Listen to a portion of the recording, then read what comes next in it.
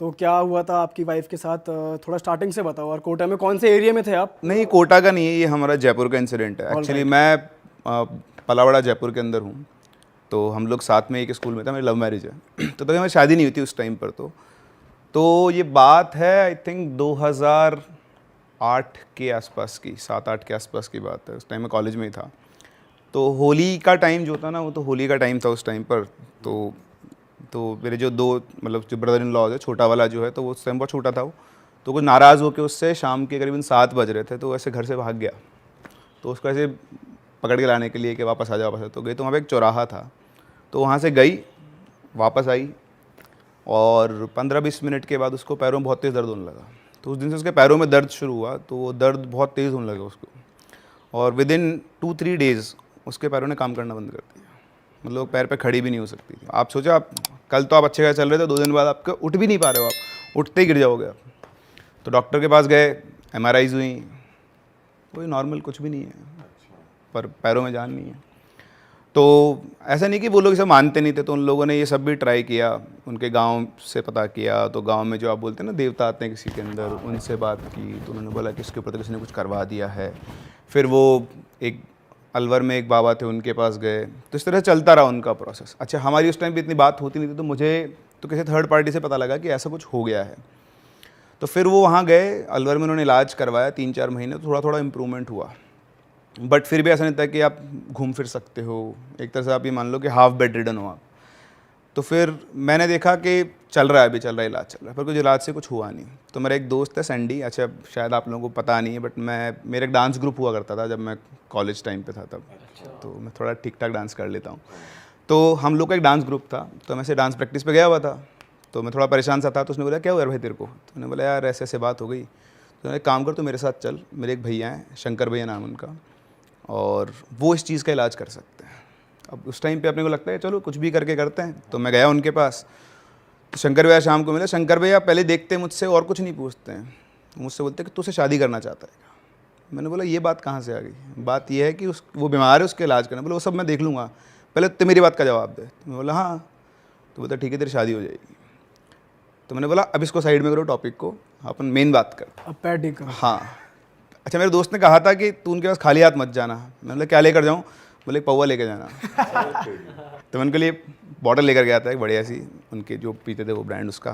तो उनको मैंने दी, तो वैसे ही खुश हो गए। तो वो उनके ये पता नहीं, एक तो माता जी के साधक थे, और ऐसे नहीं पीते थे नॉर्मल में, बट जब उनके अंदर कुछ आता था ना, तब अभी तो मस्त। तो उन्होंने मेरे से बोला कि ठीक है तो चल मेरे को लेके कल, मैं देखता हूँ क्या है। तो मेरी मम्मी से बात होती थी, इनकी मम्मी से बहुत। तो मैंने उनको फ़ोन किया, बोला कि ऐसी सी बात है। तो अब उस टाइम उनको भी था कि यार कैसे कैसे बच्ची का इलाज हो जाए। तो उन्होंने बोला ठीक है तुम आ जाओ। तो हम लोग सुबह गए 12 बजे। शंकर भैया बैठे, उन्होंने ऑब्ज़र्व किया, और उन्होंने बोला कि कल से इसका इलाज शुरू करेंगे। तो मैंने बोला इलाज क्या करेंगे? बोलो मैं तेरे को बता दूंगा। अच्छा, उनका ये था कि उनको ही पता था। तो उन्होंने बोला कि क्या होता है उस टाइम पे किसी को संभालने वाला चाहिए। तो उन्होंने बोला कि ये संभालेगा, अच्छा। मेरे साथ ये आएगा जब भी मैं आऊँगा यहाँ पर। तो वो ऐसा एंट्री करवा दी उन्होंने। मैंने कहा ठीक है। अब हमने बचपन में देखा, मेरे पड़ोस में भी लोगों में थोड़ा सा बैकवर्ड एरिया सा था, वहाँ पे से देखा हुआ है मैंने। तो मैंने ठीक है कोई दिक्कत नहीं है, अपने देखा हुआ लोग। तो हम गए नेक्स्ट डे, उन्होंने ऐसे पूरा सेटअप बनाया अपना, 2 ईंटें लगाई, उसके ऊपर गेहूँ के दाने, फिर उसके ऊपर दीपक लगाया। अपने साथ वो अपना एक वो चिमटा सा था वो लेकर आए थे, कुछ सामान था उनको। वो यहाँ पर बैठ गए, उन्होंने दीपक जलाई, आँख बंद करी, जैसे लोगों का मेडिटेशन होता है उनका एक तरीका था। 2-3 मिनट के बाद ऐसे घूमना शुरू हुआ ऐसे, और फ्रीक्वेंसी ऐसे बढ़ती जाए। अब मैं जस्ट उनके सामने मैं बैठा हुआ, अब मैंने देखा है पर मैंने कभी किसी को हैंडल नहीं किया, मुझे भी डर लगे। और इधर जितने भी लोग थे सब पार, सारे घर वाले 1-1 फीट पीछे हो गए, और वो आगे बैठी हुई है, उसको भी डर लग रहा। बट अब वो घूमते ही वो बोलते हैं दे। बोले क्या दूँ? तो दे। तो उन्होंने वहाँ पे बॉटल पड़ी थी, उसकी तरफ इशारा किया। तो उनके पास प्याला रखा हो, तो उस प्याले में वो पूरी बॉटल जो पौवा होता है खाली किया उन्होंने, एक सिप में पूरा। अरे तेरी पूरा वो जो देसी टाइप वाला होता है ना जो। फिर दूसरा डाला, उसके बाद वो खड़े हुए, ऐसे चिमटा उठाया उन्होंने, एक पैर से, लंगड़े पैर से पूरे घर का चक्कर लगाया, जो चिमटा मारते जाएं वो आगे आगे, मैं उनके पीछे पीछे। हम पूरे हर एक कमरे, हर एक कोने का चक्कर लगा गया है घर में, और फिर वापस वहीं आके बैठ गए। उसके बाद उन्होंने बोल कुछ नहीं रहे। अच्छा, आप ऐसे जब मोमेंट होता है ना, जब आपने किसी को अगर देखा हो, तो पूरी तरह से वो हिल रही थी उनकी बॉडी। अच्छा इतनी देर में मैं भी नॉर्मल लगता है, यार ठीक है सही है। उसमें आके बैठे, उन्होंने ऐसे पैर आगे करवाया उसके। एक छोटा सा क्वेश्चन मेरा, ताकि आप लोगों को चीज़ और समझ में आए। अगर मैं आपको 10 ऑल पिन्स दूँ आपके मुंह में रखने के लिए, तो क्या मुझसे बात कर सकते हो? नहीं कर सकते। नहीं कर सकते ना। अगर आपके मुंह में 10 ऑल पिन हो, अगर कोई ट्रिक है, कोई 10-15 ऑल पिन है, तो ऐसा हो सकता है कि आप मुंह खोलो और दिखे भी ना? Is it possible? I don't think so भाई, दिखेगा तो है ही, और इनफैक्ट लेना ही मुश्किल है। क्योंकि मैंने अपनी आंखों से देखा है वो। सो उन्होंने पैर से सीधे करवाए, पैर पे मुंह लगाया, और जैसे अपन शक करते हैं ना, ऐसे उन्होंने यूँ शक करते और एक प्याली रखी थी, उसमें 10-15 ऑल पिन थूक देते। अरे तेरी, फिर वापस मुंह लगाया, फिर खींचा, फिर तो ऐसे वो कटोरी थी छोटी सी, उसमें करीबन 40-50 ऑल पिन उन्होंने इकट्ठा कर दिया। ऑल पिन मतलब वो जो छोटी सी ऑल पिन आती है जो शर्ट्स को टक करती है, कई बार उनमें आती है वो। तो मेरा पहला एक्सपीरियंस था जो मैंने वहाँ देखा था। हम आज भी इस बात पे डिबेट करते हैं। तो एक्चुअली हमारी शादी वैसे हो नहीं सकती थी, वो भी एक बहुत लंबी कहानी अलग सी। तो पॉइंट इज़ कि मेरे साले आज भी मुझसे बोलते हैं कि ये तो आपकी ट्रिक थी, ये तो आपका पूरा जाल था बनाया हुआ। मेरी बहन को फंसाने के। नहीं, बहन तो फंसी हुई थी ना, बाकी सबको भी तैयार करना शादी के लिए, ताकि हम सब मान जाएं। लेकिन ऑनेस्टली ऐसा कुछ भी नहीं था, वो मेरी आंखों के सामने। और ये उन्होंने एक दिन किया, फिर ऐसे लगातार 3-4 दिन किया, मतलब हफ्ते में 3 बार उन्होंने किया। अच्छा, जिस दिन के उस दिन से उसके पैरों में आराम आना शुरू हो गया, और विदिन 10 डेज़ वो खड़े होकर चलने लग गए वापस। फिर उन्होंने बताया कि इसके ऊपर एक काला जादू हुआ है, तो राजस्थानी में उसको मूठ बोलते हैं। It's very dangerous form of black magic, मतलब किसी को मारने के लिए छोड़ा जाता है उसको। तो वो छोड़ा किसी और पे गया था, इनके फैमिली मेम्बर की मदर पे छोड़ा गया था एक्चुअली बेसिकली, पर वो रास्ते में वो आ गई लपेट में। तो उन्होंने ये भी बता दिया कि ये भी छोड़ा बताया। किसी और पे गया, और पर्टिकुलरली मॉम पे छोड़ा गया, ये भी। बिल्कुल। अब इसमें ये नहीं बताते कभी भी किसने छोड़ा है, हल्का फुल्का आपको आइडिया दे देंगे। उन्हें तो पता लग जाता है। उनको सब पता, मतलब उनको पता लग जाता है, उनके पास तो ऐसी सिद्धियाँ होती है तो उनको पता लग जाता है। बट वो इनके कुछ रूल्स होते हैं कि वो नहीं बताते हैं। बहुत रेयर केस में, एक्सट्रीम केस में वो बताते हैं। वो आपस में अपने आप से कम्युनिकेट कर लेते हैं, वो पैक्ट होता है इनका आपस में। तो उन्होंने लास्ट में मुझसे कहा कि अभी एक काम और बाकी है। मैंने बोला क्या?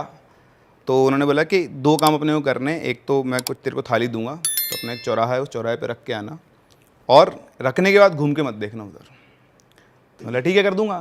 तो उन्होंने एक थाली सजाई, उसमें खीर, पूड़ी, पुए, बहुत सारी चीज़ें मिठाई विठाई मिला के उन्होंने कुछ कुछ करके मेरे को दिया। बोले चुपचाप जा चौराहे पे रखना, और गलती से भी घूमना मत। अब आपको ये बोल देना घूमना मत, तो इच्छा वो तो दी घूमने की आपकी। सही कह रहे हो। चुल उड़ जाती जाती कि भाई देखूं। हाँ, मन आप करेगा एक बार तो घूमे, तो चक्कर गया है। पर मैंने खैर उसको फॉलो किया, तो मैंने रख के आ गया चुपचाप उसका गया। फिर उन्होंने दूसरा काम दिया मुझे कि तेरे को एक काला मुर्गा ढूंढ के लाना है। मैं बोला उसका क्या करोगे?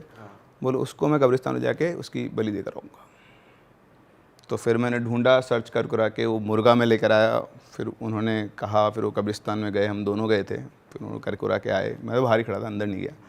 फिर वो करके आए, उसके बाद उसको कभी दोबारा उस पैर में वो प्रॉब्लम नहीं है। फिर हमारी शादी हो गई थी 2012 में। लेकिन शादी के बाद, शादी के पहले भी और बाद भी, जब भी होली का टाइम आता था, शी यूज्ड टू क्राई। बैठे बैठे अपन दोनों बात कर रहे हैं ना, आप रोने लग जाओगे। मेरे को अच्छे से इंसिडेंट याद है, हम लोग बाहर ऐसे घूम के आए थे, 11:30 बजे रात को, अचानक से रोना शुरू। मैं बोला क्या हो गया? बस रो रही है, कुछ नहीं बोल रही, रो रही। मैंने उसको संभाला।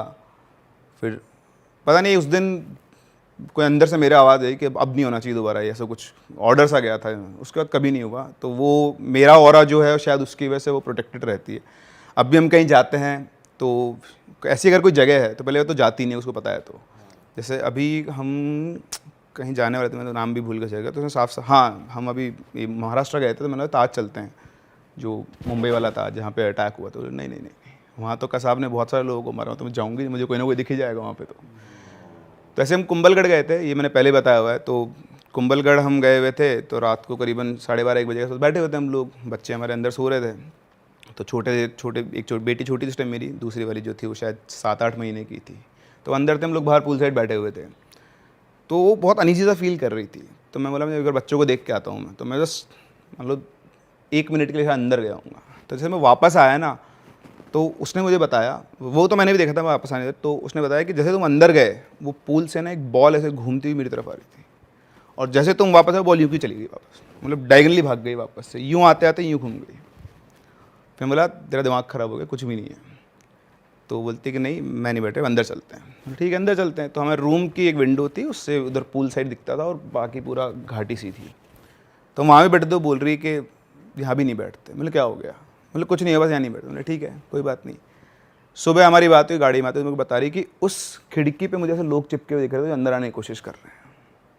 मुझे कुछ नहीं दिख रहा था। मैंने उसको फिर बताया कि अपना जो रूम था उसके जस्ट सामने एक बरगद का पेड़ था। बोलती हाँ। उसके पीछे एक शमशान घाट भी था। वो उसको नहीं पता था, वो मैंने उसे बताया। तो मैंने पहले ऑब्जर्व कर लिया था, बट मुझे मतलब मेरे को नहीं ऐसा कुछ कभी फील होता है, वो लगता है वो है, बट उसको बहुत तेज़ फील होता है। तो ये कई लोगों के पास ये, इनको आप साइकिक पावर्स बोल लो या उनकी फ्रीक्वेंसी मैच हो जाती है। तो जैसे आप हो, मैं हूँ, हो सकता है मैं लाइफ टाइम देखना चाहे तो भी कुछ नहीं दिखेगा हमें। बैड स्पिरिट या बैड एनर्जी। तो उनकी फ्रीक्वेंसी लो होती है या उनकी फ्रीक्वेंसी हमसे हाई होती है? मैं आपको में? बहुत सिंपल सा एग्जांपल देता हूँ। आपने एफएम के वो देखे हैं, 91 से शुरू होगा, 91, 91.1। अब आप तो 91.1 पे हो, आप 91.01 पे जाओ, आप 91.001 पे जाओ। तो मतलब इनफाइनाइट फ्रीक्वेंसीज, 91 से ऊपर भी है, 91 से नीचे भी है। अब आपको गाना कब सुनाई देगा? 91.1 पे, या फिर 92.7 पे, या फिर 94.3 पे। तो किसका वो जो है फ्रीक्वेंसी किससे मैच हो रही है, दैट इज़ द पॉइंट। और वो कब, ऐसा नहीं है कि हम, जैसे मैं आपको बताता हूँ, आपके यहाँ पे चैनल पे कई घोस्ट इन्वेस्टर्स भी आए हुए हैं जो इसको इन्वेस्टिगेट करते हैं। वो कई जगह गए उनको कुछ नहीं दिखा, लेकिन कई जगह गए उनको फील हुआ। तो वो एनवायरनमेंट, वो टाइम, वो सब कुछ सेटअप होता है। ऐसा नहीं होगा कभी भी कि आपको, आप एक हॉन्टेड लोकेशन आपको होता है यहाँ हॉन्टेड है और आप गए और आपको दिख जाएगा, कभी नहीं होता। और मैंने मतलब बहुत कुछ, मेरा मतलब कुछ ऐसे लोग हैं जो साधना वगैरह करते हैं, मेरी उनसे भी थोड़ी बहुत बातचीत होती है, तो मैं उनसे डिस्कस करता हूँ। तो वैसे कहते हैं कि मतलब जो स्पिरिट्स होते हैं वो शेप नहीं होता। मतलब आप इस पूरी दुनिया के स्पिरिट्स को एक सुई की नोक पे रख सकते हो, वो ऐसा बोलते हैं। अच्छा, मतलब the knowledge I have gain from them. मुझे नहीं पता, मैं इसको बोलने लायक भी नहीं, मेरे को तो इतना है नहीं, और मैं इसको तो वो करता हूँ। बट ये क्या होता है ना, हमारा दिमाग क्रिएट करता है सब कुछ। जैसे मैं आपको बहुत सिंपल सा एग्जांपल देता हूँ। आप ये कब देख पा रहे हो, कुछ भी देख पा रहे हो, क्यों? इसको ये तो सिर्फ मीडियम है, क्रिएट कौन कर रहा है ये? तो कई बार जब लोगों को चीज़ें दिखती है तो उनकी जो फ्रीक्वेंसी मैच होती है, तो वो जो फ्रीक्वेंसी वो उनको दिखाती है जो दिखाना चाहती है। So this is how they see. ऐसा कुछ नहीं होगा कभी भी कि आप गए और कुछ उड़ता हुआ आया और आप पजेस्ड हो गए। मैनिफेस्टेशन होता है, धीरे धीरे धीरे धीरे एनर्जी ड्रॉ होती है, फ्रीक्वेंसीज मैच होती है, तब जाके रियलाइजेशन शुरू होता है। तो आपने देखा होगा, आप किसी कई कहानियाँ सुनी होगी आपने कि कभी हॉन्टेड घर में गया, शुरुआत में कुछ नहीं था, 3 महीने 4 महीने 5 महीने गुजरे, उसके बाद उनको धीरे धीरे चीज़ें बहुत धीरे धीरे प्रोग्रेसिव होता है। तो अगर आप टाइम से निकल जाओ तो कुछ नहीं होता। वहाँ पर अगर कोई ऐसी डेमोनिक या फिर प्रताड़ित एंटिटीज़ हैं तो वो आपको परेशान कर सकते ये। अच्छा गुरुजी, एक चीज़ बताओ, जैसे कोई आता है जो वो बताते हैं कि मैं ये हूँ, मैं यहाँ से इसके साथ अटैच हो गया, मैं प्रेत हूँ, आता हूँ, ऐसी कोई मतलब कितनी तरह की एंटिटी हमारे उसमें मिलती है? कोई डायन वगैरह भी आती है, डाकिनी, शाकिनी, कोई ऐसी भी एंटिटी से आपका हुआ है सामना? हुआ मेरा सामना कहो या उतार तो हमने किए हैं, मेरा सामना तो कम होता है। हाँ, मतलब। इस चीज़ में कम हुआ सामना, पर उतार मैंने किए हैं इन चीज़ को। जैसे एक लड़का भी हॉस्टल में था नैनीताल, तो वो बेचारा सूखते जा रहा था दिन पे दिन कमज़ोर हो गया, बहुत पतला हो गया। डॉक्टर ने कहा ब्लड नहीं बन रहा है और जॉन्डिस है, पीलिया है, इसमें ये है, इन्फेक्शन है लीवर में, कई चीज़ें। एक बार उसको मेरे पास लाए, मैंने उसको ऐसी बभूति लगा दी गोलू महाराज की। मैंने कहा उनके नाम की हम बभूति लगा रहे हैं, देखो फ़ायदा हो गया तो आप फिर दोबारा आना, नहीं तो हम क्या कर सकते हैं। तो उसको फ़ायदा हुआ। तो उसके बाद वो रोटी वोटी भी खाने लगा, सब कुछ फिट हुआ। तो फिर मैंने चौकी लगाई, उसको बिठाया सामने पे, जागरण भी था, प्लान सब बनाया था हम लोगों में। ये होता आराम लग गया था, फिर जागरण की शुरुआत होती है। जागरण था, कई लोग बैठे थे। तो जब हम खेलने लगे, हमारे पास गोलू महाराज की और गंगनाथ जी 2 हुए हमारे पास, दोनों का जब अवतार हुआ तो एक मेढक का रूप दिखा हमें। मेढक का रूप दिखा तो वो ही मेढक बन के उसके बाथरूम में रहता था। एक बाथरूम में रहता था। अब वो पता नहीं, उनने कहा पता नहीं ये है ऐसे क्या है क्या नहीं है। तो मैंने उससे पहले कहा था कि तू एक तागा बांध देना जब ये तुझे वो ये कहता था कि मेरे पास एक रात को एक वाइट कलर की उसमें एक लेडी जाती है और बैठती है, बातें करती है। अब क्या है क्या नहीं था ये मुझे नहीं ज़्यादा पता। मैंने कहा तू जो भी आती है उसके तू एक डोरा बांध देना। तो उसने पैर में डोरा बांधा, उसके पैर में डोरा बांधा, धागे की रील छोड़ता रहा तो बाथरूम तक पहुंच गया। सुबह देखा तो मेढक के रूप में वहाँ था। तो वही मेढक के रूप में मेरे पास आई, रूप पे आई। तो जब हमने खेले तो वो कहने लगी कि मैं, और रूप बदलने लगी, कभी आंखों से ब्लड निकाल देना, कभी मुंह से जीभ से ब्लड निकाल देना, कभी बालों को फैला के खेलना, इस टाइप के खेलने लगी। फिर हमने बहुत कोशिशें करी। चिमटे हम लोग डालते हैं चूल्हे के अंदर, चिमटा डालते हैं, लाल करके हम लोग चाटते हैं उसको। जब हम लोग पे देवता खेलते हैं उसको चाटते हैं, फौड़ी डालते हैं। और गौमूत्र हमारे यहाँ पवित्र होता है, हम किलो के हिसाब से पी जाते हैं उसको हम, वो एंटीबायोटिक भी है से और किडनी के लिए फ़ायदे के लिए। अब देखो उनने बता रखा है कि ये अच्छा है और एंटीबायोटिक है, इससे फ़ायदे हैं। और वो किया, फिर उसको खेल के उसको अवतारित करवाया, अवतारित करा के फिर माफ़ी मांगी उसने, फिर अपना रूप धारण किया। फिर उसको हमने जार में बंद करके ऊपर से कील मार के फिर शमशान में 3 फीट नीचे दबवाई। तो वो दिन है, ये दिन है। वो लड़का अभी ठीक है, फिट है। और अभी अब वो कहता मैंने अब तो नहीं कोई मेढक आ रहा। बोला नहीं पंडित जी अब कोई नहीं आती मेरे पास। तो गुरुजी जो आप कह रहे थे मेंढक रूप बदल रहा है, वो आपके जब आप ध्यान में थे तब आपके सामने था या वो उसी बच्चे नहीं, के रूप जब हमने जागरण शुरू करा, जब ढपली बजी, जागरण हुआ, अंगीठी जली और चारों तरफ से उसको घेरा गया, उसको भागने का मौका नहीं दिया कहीं से भी। उसको हमने चारों तरफ से दरवाजे बंद नहीं करे, खाली घेर दिया उसको। उससे हमने अपनी मंत्रों से घेर दिया। मंत्रों से घेरने के बाद वो हिल नहीं पाई कहीं को, तब उसने अवतार लिया। नहीं तो कभी वो छुप जाती, कभी कहती मैं देवी हूँ, कभी कहीं मैं ये हूँ, कभी कहीं वो। बहुत देर में जब जागरण लग के चिमटा अंगीठी में डाला, जब लाल करके हम लोग चाटने लगे, तब जाके उसका अवतार हुआ। तब जाके बोली कि मैं ये हूँ और मैं यहाँ से आई हूँ और मुझे ये अच्छा लगा, मैं पहले ये थी वो थी। उसने सारी अपनी बातें बताई। बताने के बाद मान भी गई और हमने उसको कोई नुकसान नहीं पहुँचा, बाइज्जत हमने उसको रिहा कर दिया। और कसम रसम करवाते हैं हम लोग उसकी, जैसे मोमटनों में है फांसी दिलाते हैं, बड़ी सरकार इनकी होती है बदायूं मेरठ, वहाँ पे दिलाते हैं। पर हमने ऐसे नहीं, हमने उसको अपने हिसाब से, अपने मंत्रों से उसको हमने जहाँ पहुँचाना है वहाँ हमने उसको पहुँचाया। आप कसम दिलाते हो कि दोबारा तंग नहीं करेंगे? नहीं, कसम नहीं होती है, कसम नहीं होती है, मंत्र से ही बंधन होते हैं, उसका हिस्सा दिया जाता है। जैसे कई लोग बलि देते हैं, मैंने बलि तो दी तो है पर मैंने करवाई नहीं अपने हाथ से कभी। जैसे खिचड़ी देना है और उसके साथ पंचफल, पंचमेवा, पंच मिठाई और ये चीज़ें दे के उसके कीलें गाड़नी पड़ती है, उसकी क्रिया होती है, उसको बंधन करके कि दोबारा किसी पे अटक ना करे। अच्छा। और गुरुजी जैसे और भी पावरफुल ये नेगेटिव एनर्जी होती है, ऐसे कहा जाता है मसान हो गए या छलावा हो गए, ऐसे किसी से भी पाला पड़ा? मसान तो हर जगह पे है, जैसे क्या बेताल घाट के मसान है कि वहाँ पे, और ब्यानधुरा पे मसान है, वो संगलों से बांधे हुए हैं। वो कहते हैं जब करवटें बदलते हैं तो संगलों की आवाज़ आती है। और जिन पे ये देवता कई प्रकार के, जैसे जिन पे ये चीज़ें आती हैं, ब्यानधुरा बाबा हैं और ये बेताल विक्रम, ये चीज़ें आती हैं, उनके सामने ये चीज़ें तो टिकती नहीं हैं। और भी शक्तिशाली देवताएं हमारे उत्तराखंड में एक से एक हैं, बहुत बड़े बड़े हैं जो आमने सामने परिचय भी कर देते हैं, बता भी देते हैं हम हैं और भगा भी देते हैं। उत्तराखंड में कितने प्रकार के देवी देवता हैं जो बहुत पावरफुल है? उत्तराखंड के जो देवी देवता है वो काफ़ी पावरफुल हैं। उनके आगे राजा महाराजा, पीर पैगंबर कहो या कोई, किसी की नहीं चलती उनके आगे। काफ़ी शक्तिशाली और अजमाए हुए हैं ये। जो मांगो वो मिलता है, जो चाहो वो मिलता है। जो किसी ने, जैसे एक बार देखो यहाँ अंडमान निकोबार में पानी का जहाज़ डूब गया था, तो बटालियन थी ये वाली पानी वाले, क्या बोलते हैं इनको, जो पानी वाले होते हैं, नेवी वाले। तो उनने डूबने लगा तो उनने कहा अगर आपके कुमाऊं पे कोई देवी है तो उसको पुकारो, तो तब हमारा यहाँ से उद्धार होगा। तो एक कुमाऊं बंधे ने अगर है तो हाट काली का, तो हमारी नैया पार लगा, इतने में वो पूरा जहाज पार कर दिया। आज भी हाट काली का पे 50 रुपये बटालियन कटती है हर बंदे पे, कि उस पे जाता है हर बंदे का, और उसमें इतनी शक्ति है, उसने डूबते को पार करा लिया। अब इससे बाकी आप क्या कहोगे, इससे बड़ी देवी कौन है? इतनी शक्तिशाली देवियां हैं, जो मांगो वो मिला। इनका ज़्यादा बड़ा मंदिर नहीं है, इनकी कृपा और इनकी महिमा इतनी ऊंची और इतनी आगे है कि उस परिक्रमा जितनी करो जितना कहो वो भी कम है।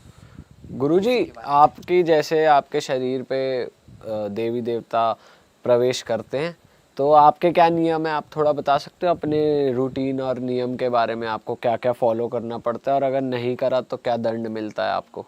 देखो, ये बात बहुत बड़ी है और उटपटांग भी है, और कुछ लोग मानेंगे इस बात को, कुछ नहीं मानेंगे। मेरे ऊपर नहीं, जो भी हमारा उत्तराखंड का बंधा देवी पूजा करता हो, पंडित हो, पुजारी हो, इसको हम लोग डंगरिये भी कहते हैं, और ये चीज़ है, तो उसने सुबह स्नान करना बहुत ज़रूरी है। हालांकि स्नान तो सबके लिए ज़रूरी है, पर ये पूजा पाठ वालों के लिए बहुत ज़रूरी है। और भोजन अपने हाथ से बनाना है, खाना अपने हाथ से खाना है। और जो हमारे यहाँ घर पे लेडीज है, अपनी अर्धांगिनी जो 7 दिन उसका पीरियड्स होता है, उसके हाथ का नहीं खाना है। 5 दिन तक उसको किचन पे नहीं घुसना है। 7 दिन तक घर पे जोत नहीं जलेगी। जिसकी अगर अर्धांगिनी पीरियड से है तो उसका पति भी अशुद्ध माना जाता है, वो भी पूजा नहीं कर सकता है, और उसको घर से अलग रखा जाता है। और अगर जो इस नियम का नहीं कर, और सूतक हो गया, सूतक बोलते हैं कि मौत को, बिरादरी जो मुंडन वाले होते हैं, उसमें अगर किसी की एक विकेट गिर गया तो 45 दिन तक वो लोग पूजा पाठ मंदिर पे, जागरण घर पे न प्रसाद ले सकता है, न दे सकता है, न पूजा कर सकता है। तीसरी चीज़ है हमारे यहाँ नातक। नातक बोलते हैं 22 दिन का होता है। अगर बिरादरी में बच्चा पैदा हो गया तो उसने उसके नियम पे रहना है, वो भी पूजा नहीं कर सकता है। घर पे चिराग नहीं जलेगा, शुद्ध वातावरण पे रहना, मंदिर वगैरह वगैरह जाना उसका मना होता है। ये अगर वो ना करे, इस चीज़ का परहेज ना करे, तो उसके ऊपर स्किन पे जो बीमारियां, चर्म रोग जिसे कहते हैं, जैसे दाद है, खाज है, खुजली है, इन्फेक्शन हो जाना है, और फोड़े फुंसी वगैरह निकल जाते हैं, और बहुत सी बीमारियां हो जाती, बुखार भी आ जाता है, आंख लाल हो जाती है, कई चीज़ें। ये बिल्कुल ऑनलाइन है। आज अगर आप इस चीज़ को आजमा लो, जो भी हमारे डंगरिये पुजारी गुरु ये चीज़ें हैं, इसका परहेज ना करें तो दूसरे दिन ही इसका आप रिजल्ट देखिए। तब हम लोग को भोजन भी बाहर का किसी के द्वारा बना हुआ नहीं खाना है, अपने हाथ से भोजन बनाना है। जल तक हमने ग्रहण नहीं करना है किसी के पास का। अच्छा, ऐसा भी होता है गुरुजी, जैसे आपके पास कोई आया, उसके ऊपर कोई नेगेटिव एंटिटी, नेगेटिव एनर्जी थी, और फिर उसको आपने ठीक कर दिया, उसके बाद भी आप उसको कुछ नियम कानून दे रहे हो कि तेरे को अब ये फॉलो करना है, उसके ऊपर भी आप कुछ उपाय डालते हो? नहीं, जब वो चीज छोड़ दी तो फिर तो आम आदमी, उसको तो फिर आजाद है, फ्री है, वो तो हिंदुस्तान आजाद हो गया ना। फिर तो उसको कोई किसी की दबाव उसके ऊपर कोई बाधा या कुछ वो नहीं, आप कुछ नहीं रही। हाँ, दोबारा से वो कहीं कोई दूसरी चीज है, वो चीज नहीं पकड़ेगी उसको, वो हमारी गारंटी होती है, वो चीज नहीं पकड़ेगी। और उसको आप कुछ धागा या कुछ देते हो? ना कि ना, कोई धागा पास ही धूगा ना हम आए? नहीं बांधते, धागा धूगा कुछ नहीं, ना धागा ना। हाँ, ये हमारे इसमें जनेऊ होता है, जनेऊ जरूर पहनना होता है, और धागा धूगा हम नहीं बांधते। वो तो धागा ये तंत्र मंत्र वाले, तांत्रिक वाले, जिनने क्रिया कर रही होती है, जैसे किसी की प्रॉपर्टी बस में कर देना है, किसी की जायदाद बस में करनी है, वो मंत्र करके पैसों का बिजनेस करके अपने आप पे वो कर देना, बोला हाँ तुम्हारे सारे काम बना देंगे, आप ये करो वो करो, धागा बांधो, लौंग बांधो, और इधर इधर को वो करो। ये नहीं, लौंग हमारा कोई खर्चा नहीं है, सिर्फ एक राख मैंने बताई, हम एक बभूति उसको बोलते हैं, राख से ही सारे काम करते हैं, सारे काम राख ही करता है, सारे काम राख से शुरू होते हैं और राख से समाप्त होते हैं। जब कोई आपके पास आता है गुरुजी, तो आप पहले उसे राख लगाते हैं, अगर उसके अंदर कुछ होता है तो वो आपको सामने आ पहले जाता हम उसको साफ, पाक उर्दू का शब्द है पाक, तो हम उसको साफ करते हैं, जैसे उसके हाथ पांव धो के आओ, उसके बाद गौमूत्र, गंगा जल, इससे हम उसको पवित्र करते हैं, सर पे छींटा मारा या पिलाया, ठीक है। तो वो तो अगर तभी खेलने लग जाते हो जी। उसमें 2 होती है। अगर हिंदू धर्म की हवाई भी कई प्रकार की होती है, हिंदू धर्म में भी है, सिख धर्म से भी है, ईसोवासी से भी है, और ये मोमटन शक्ति अभी वो हवा कहते हैं, ऊपरी हवा का कहते हैं। अगर वो मुसलमान शक्ति है या हवा है तो वो गौमूत्र नहीं लेगा, तो उससे हम पहचान कर लेते हैं कि ये हिंदू नहीं है, ये दूसरे धर्म का है। उसका उपाय हम दूसरे हिसाब से करते हैं, वो हम नहीं बताएंगे। और वो गंगा जल भी अवॉइड करते हैं? नहीं लेगा गंगा जल, और हमारी जो चीजें से हम पवित्र होते हैं उससे वो लोग नापाक हो जाते हैं। जिससे हम पाक होते हैं तो उससे वो लोग नापाक हो जाते हैं। उस चीज़ से हम ये पहचान कर लेते हैं कि हमारे पास अभी कौन सी शक्ति चल रही है, हिंदू चल रही है या सिख चल रही है या मुसलमान शक्ति है, क्या आ रही है, हम उससे पहचान इसी से कर लेते हैं। और कई जगह एक बार हुआ था, एक लड़का था, इधर रैखाल बोलते हैं गांव में, छोटा सा गांव है, वो लड़का 6 में पढ़ता था, तो वो कभी पागल हो जाना, डंपर चला देना, कभी घर पे मार तोड़ करना, कभी कुछ भी, मतलब ऐसी हरकतें करने लग गया, तो उसके बाद कई जगह घुमाया, डॉक्टर ने देखा, किसी ने साइको बोला बरेली ले जाओ, डॉक्टर आजकल तो दवाइयाँ देते ही हैं हर चीज़ का। अब बुरा तो डॉक्टर को भी नहीं कहना चाहिए, हमारी फैमिली से भी कई डॉक्टर हैं, उनसे कहते हैं कि वो डॉक्टर तो मर गया, नहीं कहते सी वॉज डेथ नहीं बोलेंगे, वो बोलेंगे कि सांस लेना भूल गया है, ठीक है। डॉक्टर ने तो सीधे कहना है कि सांस लेना भूल गया। तो वो उसने कुछ भी दिया, उससे फ़ायदा नहीं हुआ। तो लास्ट में मेरे पास लाए, वो अभी भी है बच्चा, लाए, बातें करी। तो उसके बाद हमने जागरण का प्लान लगाया, वो बभूति पे नहीं आया। हमने जागरण का प्लान लगाया, उसमें जो थे हम लोग 3 थे, एक गोलू महाराज के गुरु थे, एक गंगनाथ जी के गुरु थे, एक देवी माता जो हमारी है उसके गुरु थे। लेडीज़ थी, बुजुर्ग माता थी। जब चौकी लगाई, उसको बिठाया गया तो वो हमारी मजाक बनाने लगा, बोला कि ये कौन है, क्या है, ऐसे क्यों बिठा दिया और हमें क्यों बुला दिया, हमें क्यों बिठा दिया, ऐसे मजाक बनाने लगा। जब मैंने कहा गाय गौमूत्र का छींटा मारो, जागरण शुरू करो, तो उसने वहाँ उधम मचा दिया कि तोड़ फोड़, उठाना बैठाना सब कर दिया। तो फट पकड़ लिया उसको लड़कों ने, हाथ पे भी नहीं आया, ज़बरदस्ती। फिर जब देवियाँ प्रकट हुई, तीनों देवता खेले, तो वो साइड हो गया, वो हाथ जोड़ने लगा। फिर खुद पूछा, उसके ऊपर गंगा जल वगैरह डाला तो सिकुड़ गया, ऐसे सिकुड़ गया, एक दीवार पे चिपक गया, जैसे कि इस पे कोई चीज़ है ही नहीं, वो बिल्कुल ऐसा बन गया निर्जीव। तो फिर पूछा गया तू कौन है, तो तब उसने बताया कि मैं इरफान हूँ। तो कहाँ से नाम बताया, मुझे आज भी याद है उसका नाम, इरफान। तो कहाँ से आया, बोला जिस पेड़ के नीचे इसने बाथरूम करी वहाँ पे मैंने फांसी खाई थी। इतनी बड़ी बात उसने, तो वहाँ से मैं इसके पीछे आ गया और ये इसको मैंने सब कुछ कर रखा है। वो कव्वालियाँ गाने लग जाता था, डंफर चलाने लग जाता था, ऐसी हरकतें करता था कि जैसे कि अब हम कह नहीं सकते, मतलब एक छोटा सा बच्चा था वो, मतलब बड़ों से भी ज़्यादा एक कातिल की तरह हरकतें करता था, जैसे एक कातिल होता है। तो उससे बचते थे, माँ बाप पेरेंट्स से परेशान हो गए। तो फिर लास्ट में पूछा तू क्या चाहता है, चलो ठीक है, इसने कर दिया, अब इसका उपाय भी तो है, बता तो दिया हम लोगों ने, या इसने बता दिया, इसका उपाय क्या है। उसने कहा कि इसका उपाय क्या खाएगा। अब उसने ऐसी चीज़ बताई जो चीज़ हम दे नहीं सकते। उसने बता दिया कि मैं ये चीज़ खाऊंगा। हमने कहा भैया कहाँ से लाएं, 1-8 किलो होता तो कहीं से ले आते। मैंने कहा भैया हमारे बस की जो चीज़ है वो बता। फिर वहाँ एक काठगोदाम है, वहाँ से यहाँ से 22 किलोमीटर चोरगलिया से हल्द्वानी। तो काठगोदाम थोड़ा 1-2 किलोमीटर ज़्यादा है, ये नैनीताल निकलती है रोड, सीधे पुल से पहले एक मज़ार है, बोले उस मज़ार पे लेके जाओ। तो मैं उसको वहाँ लेके गया, तो वहाँ पे खड़ा किया, उसके पेरेंट्स थे, मैं था, मेरे साथ और भी गुरु माताएं थी। गए तो उसने, हम दूर खड़े हो गए, हमें तो कोई नियम पता नहीं था उनका क्या है क्या नहीं है। तो उसने वहाँ जाके, मैंने कहा भैया तू जो भी है तू यहाँ पे, उसके वहाँ जो उनके मस्जिद के वो गुरु थे उनको बुलाया। उनने जैसे उल्टे पैर धोए, उल्टे करके मुंह धोया, ऐसे उल्टे हाथ धोए, बोला मैं जा रहा हूँ, कसम खा, और वो कुरान के ऊपर हाथ रखा। फिर एक हरी रंग की चादर दी, अगरबत्ती की वो पैकेट दी, और एक इत्र होती है लोगों की, इत्र दी उसमें, और गुलाब के फूल दिए, और कसम करवाई, और वो फिर छोड़ दिया। उसने बोला हमें गोश्त के पैसे देके जाओ। वो गोश्त के हमने पैसे दिए, हमें पता नहीं गोश्त क्या है क्या नहीं, हम तो जानते नहीं है। बोले इसी चीज़ के लिए हम तर जाएंगे। ये उसी ने डिमांड रखी, ये डिमांड उसी ने रखी, हमें नहीं पता गोश्त क्या होता है क्या नहीं होता है। तो इसीलिए मैंने कहा कि हम बता नहीं पाएंगे जो चीज़ उसने मांगी। तो एक कहानी है भाई एमपी की, एक फैमिली की, एक हस्बैंड वाइफ और उनके बच्चे, एक लड़का और लड़की। सो भाई क्या होता है, वो मतलब गरीब होते हैं, हर कोई गरीब ही होता है, पहले धीरे धीरे कमाता है। तो वो शिफ्ट होते हैं भाई इंदौर सिटी में, शादी वादी करने के बाद थोड़ा बहुत पैसा वैसा कमाया, इंदौर जाते हैं, वहाँ पे रेंट पे रहने लग जाते हैं। तो रेंट पे रहने के बाद वो प्लान करते हैं कि एक हमें घर लेना है। अब भाई एक नॉर्मल बंदे के लिए इंदौर वैसे भी महंगी सिटी है, तो अफोर्ड करना मुश्किल होता है। तो क्या करते हैं, वो एक घर देख के आते हैं जो कि उनको बहुत सस्ता मिल रहा होता है। जो जहाँ पे कुछ ना कुछ नेगेटिविटी होती है ना, वो जगह सस्ती मिलती है। तो जब वो जाते हैं भाई, देखने जाते हैं, तो वो डीलर उनको बोल देता है कि ये प्रॉपर्टी है, ये आपको इतने में पड़ेगी, ऐसे ऐसे करके ये बात है, आप इसको बाय कर लो।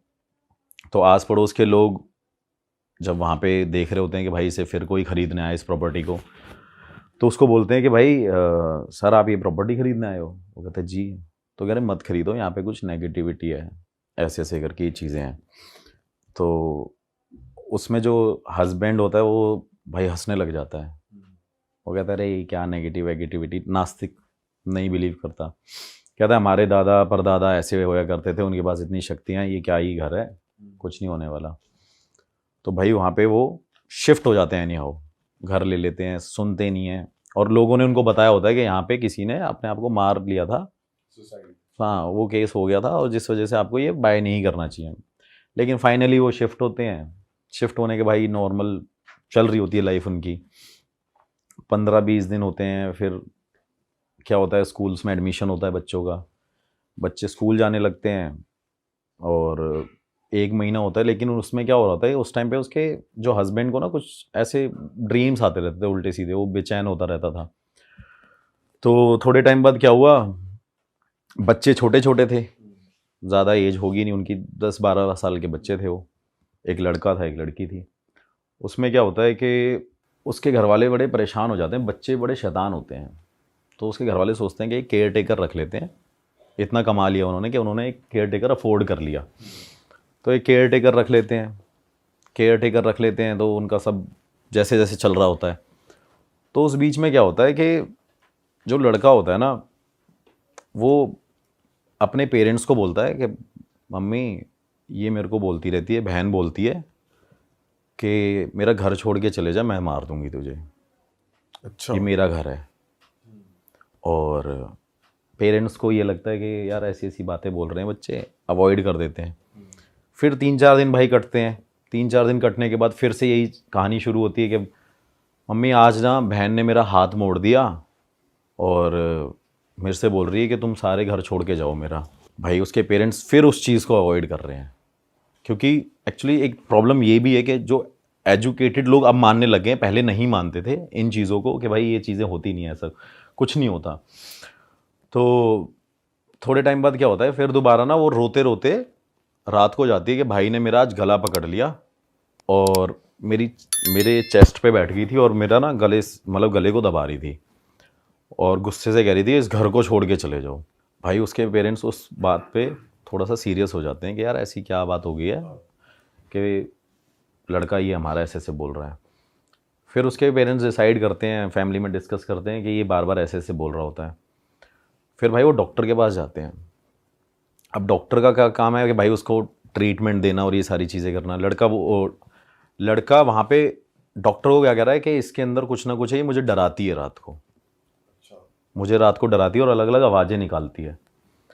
तो जैसे ही वो सुनते हैं तो डॉक्टर कहता है ये ना थोड़ी सी मेंटली सिक है लड़की जो है आपकी, डॉक्टर ये बोल देता है। उसको भाई मेडिसिन रिकमेंड कर देता है, इससे ये ठीक हो जाएगा।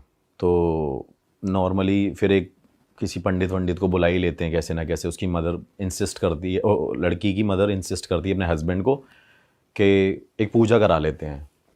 तो पूजा भी कराने लग जाते हैं वो। तो फिर भाई 10-15 दिन तक नॉर्मली वही लाइफ रूटीन चल रहा था और उसकी मेडिसिन चल रही होती है। फिर थोड़े टाइम बाद क्या होता है, फिर दोबारा वो लड़का अपने घर में होता है, ऐसे स्टेयर्स पे खड़ा होता है। वो लड़की भाई उसे हिट कर देती है, उससे स्टेयर से धक्का दे देती है। और उस टाइम पे वो सिचुएशन हो जाती है बहुत ज़्यादा सीरियस कि भाई अब इसकी मेडिसिन भी चल रही थी, महीना भर भी हो गया और इसने ये दोबारा स्टेप ऐसे लिया है।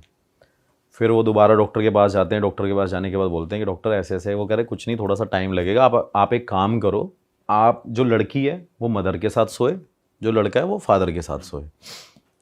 तो भाई 1 दिन 2 दिन 3 दिन हो जाते हैं। रात को उसकी मदर के हाथ में ना निशान होते हैं, कुछ ऐसे मार्क्स उसको देखने को मिलते हैं। तो उसके माइंड में डाउट होता है कि कुछ ना कुछ लड़की में है। अब जैसे वो अपने हस्बैंड से डिस्कस करती है तो उसने उस लड़की को मारते थप्पड़ रात को। अगले दिन भाई उसे बहुत पीटते हैं घर वाले उसके। तो जैसे ही उसको मारते हैं, मारने के बाद लड़की एक रात को फिर से सो रही है। उसका हस्बैंड और उसका बेटा उस घर में होता नहीं है, वो चले जाते हैं किसी फंक्शन में, किसी दूर के मतलब कहीं दूर एक फंक्शन होगा उनका, तो वहाँ पे वो चले जाते हैं। भाई जिस टाइम वो रिटर्न सुबह मॉर्निंग में आते हैं ना, तो उसकी मदर की डेथ हो रखी होती है। क्या बात कर रहे हो? जो लड़की है वो वहाँ पे ज़िंदा है। वो नॉर्मली उसको लग रहा है कि उसकी मदर सो रही है, और जब उसके घर वाला, जब उसका हस्बैंड आता है, उसको बोलता है, पुश करता है कि भाई उठ क्यों नहीं उठ रही है, तो उसकी भाई डेथ हो रखी होती है। और डेथ होने के बाद अब सबके माइंड में ये होता है कि भाई कैसे डेथ हो गई है। फिर भाई फॉरेंसिक रिपोर्ट और ये वो पोस्टमार्टम होता है, सारी चीज़ें होती हैं, मेडिकली पता करते हैं वो, तो भाई उसके बाद पता करते हैं कि उसका ना गला घोट के उसे मारा गया है, जो उसकी वाइफ थी बंदे की। तो ये भी डाउट रहा तब तक कि ये बेटी तो नहीं कर सकती क्योंकि वो छोटी है, हाँ, गला गला कैसे दबा देगी। लेकिन उनके माइंड में डाउट रहता है, वो हर जगह कैमरा वैमरा चेक कराते हैं। उस टाइम पे इतने कैमरा थे भी नहीं, जहाँ इक्का दुक्का पता चल गया वो चीज़ अलग है। उसके बाद क्या होता है भाई कि फिर उसकी फैमिली डिसाइड करती है और आस पड़ोस के लोग खड़े हो जाते हैं और वो यही बात बोलते हैं, हमने आपको मना किया था ना कि ये घर मत लेना आप, कि यहाँ पे कुछ ना कुछ नेगेटिव है कुछ। हाँ नेगेटिव है, यहाँ पे कोई एंटिटी है, यहाँ पे पिशाचनी घूमती है, कोई भूत बोलता था, कोई चुड़ैल बोलता था। तो ये सारी बातें बोलने लग गए। बोलने के बाद फैमिली डिसाइड करती है कि अब हमें यहाँ से चले जाना चाहिए। तो भाई वो कहीं और शिफ्ट हो जाते हैं, जाके रेंट पे कहीं और ले लेते हैं। रेंट पे रहने के बाद हस्बैंड अकेला पड़ गया, बेटी और बेटा नॉर्मल हो रखे हैं। फिर उसको लगता है कि यहाँ पे कुछ हुआ ही नहीं था, इसकी डेथ किसी और रीज़न से हुई है, कि शायद इसका कहीं अफेयर होगा, ये रीज़न हो सकता है। क्योंकि कई बार उनके बीच में ऐसी भी कहा सुनी हुई थी कि फ़ोन पे किसी के उसके एक्स के टेक्स्ट आते थे, ऐसा कुछ चल रहा होगा, मतलब पुराने बंदे से बात कर पुराने बंदे से बात करी। तो उसको ये डाउट हुआ कि शायद ये वही बंदा है। अच्छा, नए घर में आके बच्चे अब नॉर्मल हो चुके हैं। हाँ बच्चे नॉर्मल हैं, बच्चे कुछ नहीं है, लेकिन वो उसके माइंड में डाउट आया कि शायद इसका कुछ पहले से सीन उन्होंने पकड़ा होगा हस्बैंड ने वाइफ में, कि गांव का कोई था, उससे चक्कर चल रहा होगा, ऐसी ऐसी चीज़ें होंगी। तो भाई जैसे ही वो नॉर्मल रहते हैं, सारी चीज़ें चलती हैं, वो उस लड़के को पकड़ के ले आते हैं जिससे बात होती थी। अच्छा, तो भाई उससे पूछते हैं, भाई पुलिस वाले लेके जाते हैं उसको, वहाँ पे उसको पीटते हैं, मारते हैं, सारी चीज़ें करते हैं। वो कहता मैं तो यहाँ पे था ही नहीं। फिर वो कोर्ट में केस फाइल होता है, मतलब एक डाउट केस हो गया है, जो भी है, कि ऐसी ऐसी चीज़ें हैं। फिर उसके बाद क्या होता है कि वहाँ पे थोड़े टाइम बाद उसका फादर उस घर में दोबारा जाता है कि मैं अब देखता हूँ कि यहाँ पे कुछ है या नहीं है, शायद ये उसी वजह से इसकी डेथ हुई थी। भाई इससे पहले हम कहानी में आगे बढ़े, मैं ज़रा ऑडियंस से कुछ बात करना चाहता हूँ। हाँ तो भाई, अगर आप लोग को लग रहा है कि आपके ऊपर भी नेगेटिव एनर्जी है, आपके काम नहीं बन रहे हैं, आपके रिलेशनशिप्स वर्क नहीं कर रहे हैं, शादी नहीं चल रही है, या फिर आपको लग रहा है कि यार मैं कौन से प्रोफेशन में जाऊँ, कौन सा करियर पाथ चूज़ करूँ, तो मैं आपको बता दूँ आपके लिए एक ऐप है पैरा टॉक्स, जहाँ पर आपको मिलेंगे कुछ पैरा एक्सपर्ट्स, बहुत ही ज़्यादा स्किल्ड और एक्सपीरियंस्ड पैरा एक्सपर्ट्स जो आपकी हेल्प करेंगे। तो जितने भी एंड्रॉइड यूजर्स हैं वो पैरा टॉक्स को डाउनलोड कर सकते हैं, डिस्क्रिप्शन में लिंक मौजूद है। और अगर आप एक एप्पल यूज़र हैं तो डिस्क्रिप्शन में मौजूद है एक फॉर्म, आप उस फॉर्म को फिल कीजिए, आपको पैरा एक्सपर्ट्स आगे से कनेक्ट करेंगे। तो चलिए स्टोरी में आगे बढ़ते हैं। हाँ भाई। तो भाई डेथ होने की वजह से वो दोबारा वहाँ पे जाके रहने लगता है, लेकिन उनको फिर वो नेगेटिविटी फील होती है और फिर वो 2-3 दिन बाद घर छोड़ के वापस आ जाते हैं। तो उसको फाइनली कंफर्म हो गया कि यहाँ पे कुछ है जो हमें भगाता है और जो मेरी बेटी बोलती थी। तो भाई वो चले जाते हैं। वो लड़की जो छोटी थी वो बड़ी हो जाती है एक टाइम पे जाके, और उसने शादी कर ली थी, मतलब उसकी शादी हो गई अब। तो तब तक वो इस बात से अनजान थी कि जब मेरी मदर मेरे साथ सो रही थी और मेरी माँ की डेथ हो गई थी, और उस टाइम पे मैं ऐसे बिहेव करती थी इस घर में। उसे याद नहीं रहता था, उसे याद नहीं था। ठीक है। तो उसने शादी कर ली होती है। अब जब उसके फादर ने और हस्बैंड ने, जो उसका दामाद था, वो अपने दामाद को बोलता है कि कम से कम तू इसको बता तो दे कि इसकी मदर की डेथ कैसे हुई है, क्या है, क्या कारण हुआ था ये वो। तो फिर उसको वो पूरी कहानी बताते हैं कि यार ऐसी ऐसी बात हुई है और ये हुआ था। अब वो लड़की इस बात को एक्सेप्ट नहीं करती कि ऐसा हो ही नहीं सकता कि मेरी वजह से मेरी माँ चली गई हो। तो भाई उसके माइंड में वो आता है कि मैं अब अपने हस्बैंड को लेके जाऊंगी और मैं वहीं रहूंगी उसी घर में। अच्छा, उसी घर के अंदर दोबारा मैं रहूंगी, मैं सरवाइव करूंगी वहाँ पे। उसका भाई जो हस्बैंड है लड़की का, जिसकी शादी हो गई है, वो मना करता है, क्योंकि उसके फादर जो लड़की के हैं वो मना करते हैं कि भाई यहाँ नहीं रहना तूने।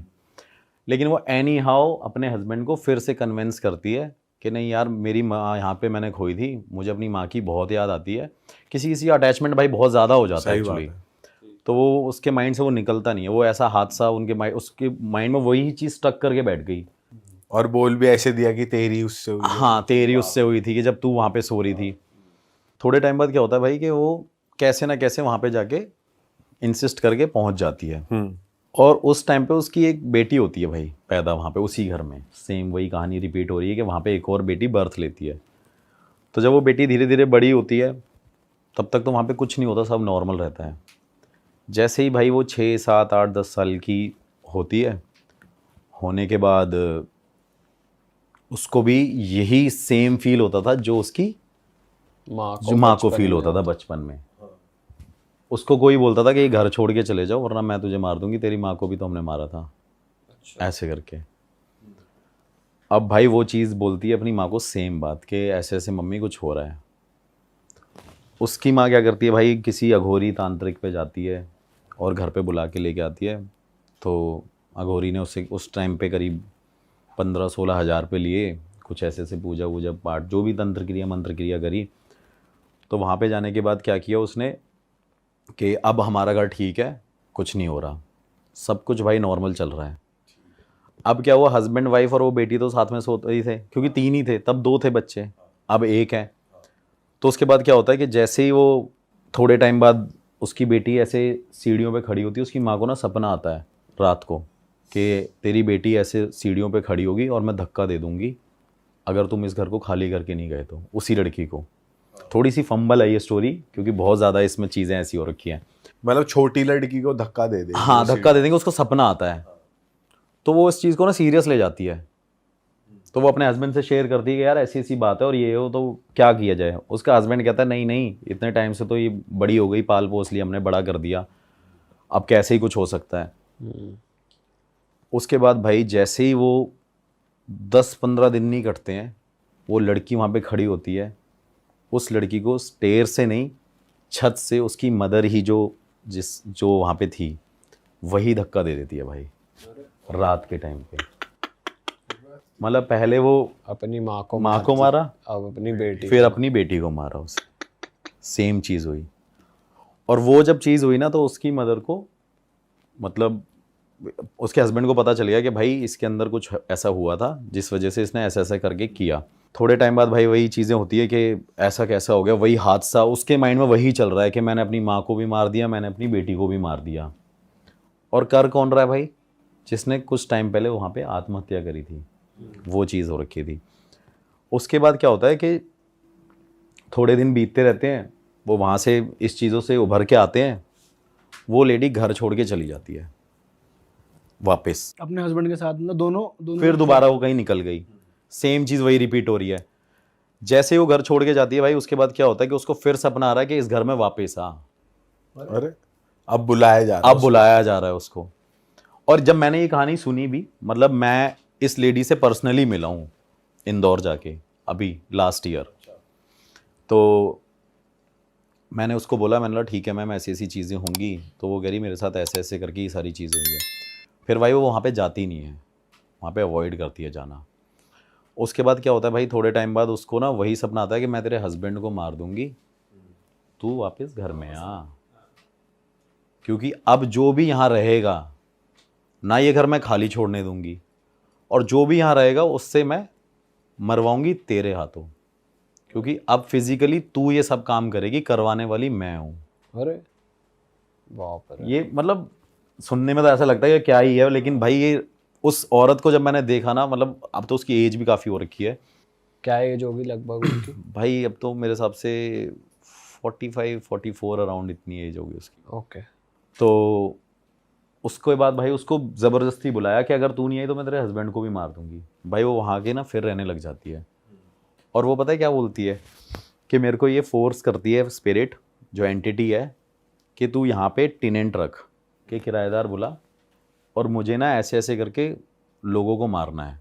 तो वो शॉक्ड हो जाती है। फिर भाई वो वाराणसी जाती है। उसके बाद वाराणसी जाती है, नॉर्मल सारी चीज़ें हो जाती हैं। नॉर्मल होने के बाद मतलब वो वहाँ जाके कुछ क्रिया वगैरह हाँ वही पूजा पाठ और यही सारी चीज़ें, क्योंकि इन दी एंड मेरे हिसाब से यही ऑप्शन बचते हैं इंसान के पास। डॉक्टर कुछ नहीं कर सकता, वो सारी चीज़ें कुछ कोई नहीं कर सकती।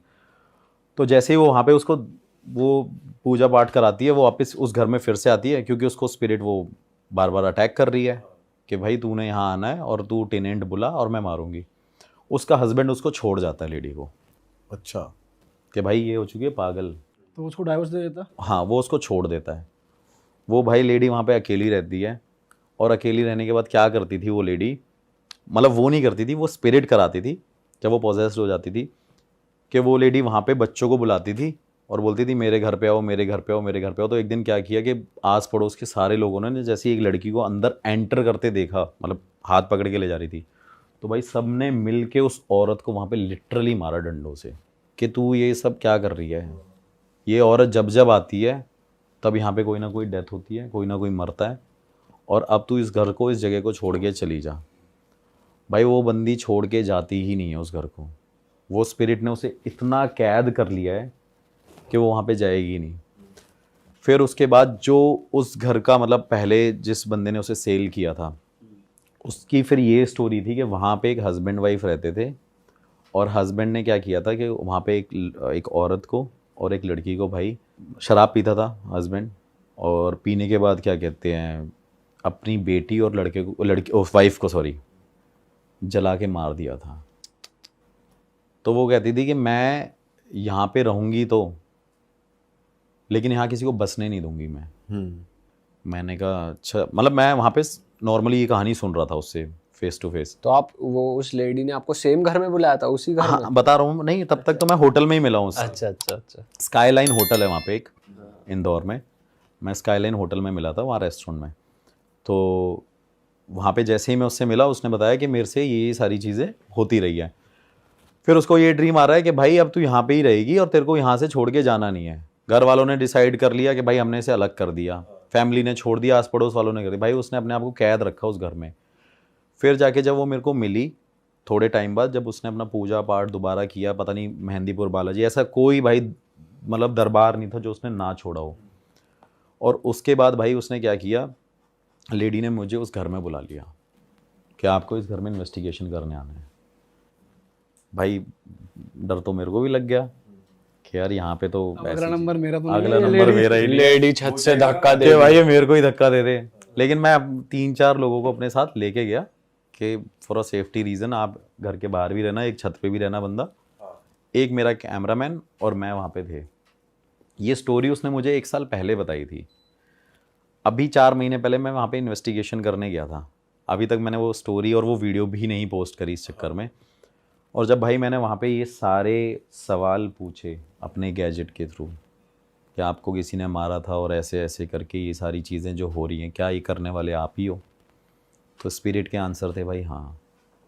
गैजेट में दिखाया आपके प्रॉपर? हाँ प्रॉपर दिखाया कि भाई ये मैं ही हूँ जो मैं कर रही हूँ।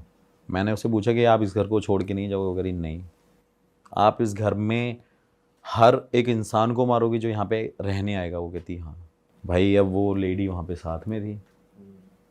जैसे ही वो लेडी, भाई इतनी सारी चीज़ें चल रही हैं और ज़्यादा टाइम नहीं हुआ शाम को भाई, क्योंकि डर तो था ही।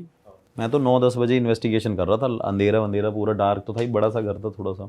और थोड़े टाइम बाद क्या हुआ भाई, उस लेडी ने मेरे को डिवाइस के ऊपर ही धक्का दे दिया बहुत तेज। और अच्छा, मतलब पीछे से उसने मुझे बहुत तेज हिट किया। अरे तेरी। और भाई मैं वो वहाँ पे गिर गया हूँ सामने। तो मेरे कैमरामैन ने उसकी तरफ देखा और वो कैमरामैन को कह रही है, ऐसे पकड़े कह रही तू घर छोड़ के चले जा। अगर ये घर छोड़ के तू नहीं जाएगा ना तो जितने लोग हो सबको मार देंगे। और भाई मैंने वहाँ पे उसको, लेडी को मैंने ऐसे करके, मैं वही अपना गुरुजी का मंत्र और वो सारी चीज़ें करने लग गया। मैंने वो अपना निकाला धागा जो पॉकेट में था, मैंने ऐसे पकड़ के रखा। तब तक वो लेडी नॉर्मल, हाँ। कुछ नहीं है वो, और वैसे भी नॉर्मल थी वो, लेकिन उसने उस मीन टाइम पे वो हरकत करी है। फिर वो एकदम ठीक हो गई? वो ठीक थी, मतलब धक्का दिया और उसको पकड़ा और जैसे ही हमने उसे देखा तो वो एकदम नॉर्मल हो गई है। और वो लेडी भाई लिटरली रो के नीचे ज़मीन पे बैठ के कह रही है मुझे इससे बचा लो, ये सामने खड़ी हुई और ये मेरे को बोल रही है इनको मार। अच्छा, वो किसी एक खाली जगह पॉइंट आउट कर रही है? खाली जगह पॉइंट आउट कर रही है, कह रही है ये देखो सामने, ये मेरे को बोल रही है कि इनको मार दे और यार चले जाए, इनको बोल दे यहाँ से चले जाए या इनको मार दे। भाई मैं उस टाइम एकदम ब्लैंक हो गया। मैंने उस तरह देखा और मैं ये भी देख रहा हूँ कि मेरे को मेरे गैजेट पे वो सारे आंसर्स मिल रहे हैं, लेकिन अब ये क्यों चाह रही है वो। फिर जैसे ही भाई मैं जैसे ही उस घर से एग्जिट किया, मैंने सबको बुलाया, मैंने बाहर चलते हैं। बाहर जाने के भाई बाद उसने, बंदी ने डोर क्लोज किया अपना। वो बंदी भाई उस घर से ही नहीं निकली। मैं उसे फ़ोन करता रहा, उस बंदी ने फ़ोन भी नहीं उठाया। मैंने नेक्स्ट डे फ़ोन किया, मैं नहीं निकला। फिर मैं इंदौर से अपने वापस होटल में आ गया जिस लोकेशन से। फिर लोकेशन से आने के बाद भाई मैंने उसको फ़ोन किया। वो कह रही कि स्पिरिट कह रही थी कि तूने उसे जाने कैसे दे दिया। अरे मैं शॉक्ड हो गया, मैंने बोला यार ये तो बड़ा ही अलग चक्कर है। फिर अब मेरे को ये था कि भाई क्लाइंट ने मुझे पैसे भी दिए थे इन्वेस्टिगेशन के, जो भी मतलब एक्सपेंस लगता है जो भी। तो भाई उस लेडी के पास जब मैं वहाँ पे फिर मैंने फ़ोन वोन किया, वो भाई स्काईलाइन होटल पे दोबारा मेरे से मिलना ही, मेरे से कह रही मेरे को माफ़ कर दो, वो मेरे से ये बोल रही थी और ऐसी ऐसी बातें। फिर मुझे लगा शायद ये मेंटली डिस्टर्ब ना हो, तो मैंने बोला मैम आपके ना दिमाग में कोई कमी है, आपके दिमाग में कोई कमी है। बट आपको आपने ऐसा क्यों बोला? क्योंकि अगर आपके गैजेट्स में भी अगर स्पिरिट के आंसर्स आ रहे हैं, मतलब एक्चुअली में वो उसको परेशान कर रही है स्पिरिट, हाँ तो दिमागी रूप से तो वो फिर मेरे को एक डाउट होता है ना कि शायद इसके दिमाग में ही कोई कमी होगी, ये सबको धक्का ही दी जा रही है। लेकिन स्पिरिट ने तो आंसर दिया था कि ये मैं ही हूँ, लेकिन मैं क्रॉस चेक कर रहा था कि ऐसा ना हो कि भाई इसको भी कुछ कोई बीमारी लगी हो कि यही मारती हो या ऐसा कुछ करता हो, क्योंकि पहले के टाइम पे ऐसे लोग होते भी थे भाई, सन की लोग जो कहते हैं। तो उसके बाद मैंने जैसे ही भाई वहाँ पे उसको बोला कि आपके दिमाग में, वो भाई साहब मेरे को फ़ोन पे अपने सारी दिखा रही, कह रही मैंने अपना इलाज करा लिया है पूरा, मेरा हस्बैंड, मेरा फादर मुझे सब कुछ छोड़ के चले गए इस वजह से, क्योंकि ये स्पिरिट मेरे साथ लग रखी है। फिर भाई मैंने वही अपने गुरुजी को फ़ोन वोन किया, ऐसी ऐसी बात है, बस मैंने उनसे बस फ़ोन पे इतना बताया, वो कह रहे कि भाई उस घर में वो चीज़ है और तू वहाँ से निकल जा। और जब मैं भाई वहाँ से निकल के आ गया ना, उस लेडी का मेरे पास कम से कम, अभी इस वजह से मैंने वो वीडियो पोस्ट नहीं करी, उसने बोला कि अगर तू यहाँ पे नहीं आएगा तो मैं तुझे अपने आप बुला लूँगी कैसे भी। बट इस बारे में अभी हम बात कर रहे हैं, वो देखेंगी फिर नहीं बोलेंगी? चलो लोकेशन नहीं आई, वीडियो में उनकी शक्ल नहीं आई या कुछ नहीं आया, हाँ नहीं बोलेंगी क्या, बोलने को तो देखो भाई मैं मतलब इतनी तो पावर है यार कि ऐसे कोई कुछ नहीं कर सकता बुलाने को, वो तो बात है ही। लेकिन फिर मैंने उस लेडी से ये भी बात पूछी कि आप ये सब क्यों कर रहे हो, तो वो मेरे को यही बोल रही है मैं नहीं कर रही हूँ, ये वो करवा रही है, और उसका रीज़न सिर्फ यही है क्योंकि उसकी बेटी को मारा गया था और उस औरत को मारा गया था, तो वो यहाँ पे अब किसी को सुखी नहीं देखना चाहती, तो वो सबके बच्चों को मार रही है। वो भाई सबके बच्चों को जो भी वहाँ पे जा रहा है उसको रहने नहीं दे रही है। अरे वाह, आपने ये वीडियो यहाँ तक देख ली भाई, तुमने हमारी मेहनत सफल कर दिया, तुम ही लोग हो असली रियल हिट। और अगर आपको बहुत मज़ा आ रहा है ऐसी क्लिप्स में, ऐसी वीडियोस में, तो फटाफट जाइए प्लेलिस्ट पे बिंज वॉच कीजिए, सारी वीडियोस देख डालो और मौज काटो। दैट इज इट, हम मिलेंगे नए पॉडकास्ट में, नई क्लिप में। Till then bye bye, see you, take care, do subscribe.